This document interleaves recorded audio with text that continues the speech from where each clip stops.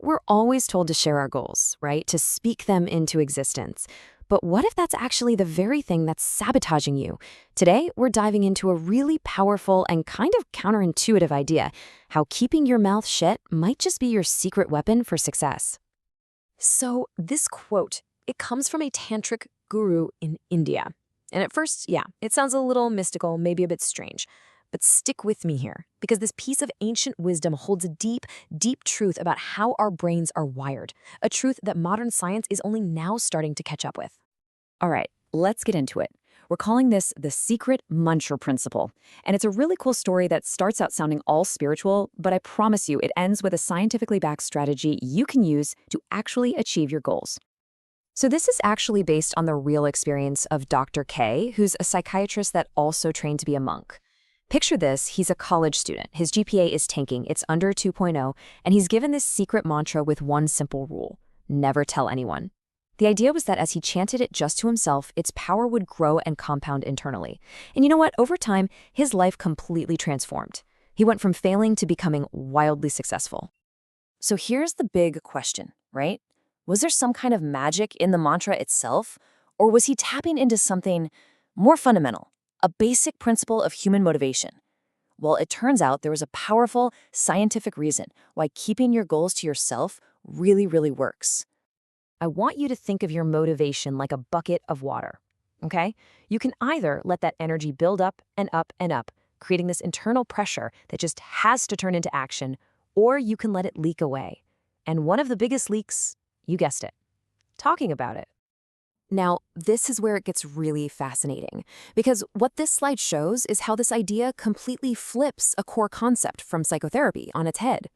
In trauma therapy, what's the goal? You get the patient to talk, to vent all that negative energy, right? And as they do, its power over them gets smaller and smaller. Well, the mantra principle is the exact opposite. When you have positive energy, like all that excitement for a new goal, you want to keep it inside. You cultivate it internally. You don't vent it, so its power actually compounds. And this isn't some new age idea. This goes way back to early psychology. Freud, of all people, noticed that language, just talking, can literally be a substitute for action. It's like talking and doing are pulling from the exact same finite pool of energy inside you, which kind of explains why every word you speak about your goals might just be a physical step you never end up taking. And this whole shared energy pool thing, it basically creates two kinds of people. You see them every single day, especially online. You've got the talkers, and you've got the doers. Just think about that impulse to post on social media. You announce a big goal, like, hey everyone, I'm going to start a new business. And what happens? You get all the likes, the comments, the praise, you go, that's amazing. Your brain gets a nice little reward, a hit of social validation. But you haven't actually done a single thing yet. And that feeling of satisfaction, it makes the actual motivation to do the hard work just leak away. You see this everywhere. Take gaming, for example. The people who spend all their time on Reddit arguing about strategies and theory crafting, they're not the ones at the top of the leaderboards. Not even close. The people who will absolutely crush you are the ones who are too busy playing the game. They're channeling all that energy into action, not words.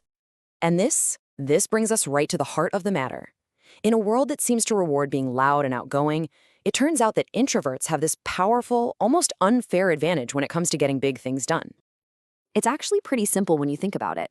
Introverts are just naturally less likely to broadcast what they're up to. So by default, they end up storing all that motivational energy inside, where it just builds and builds.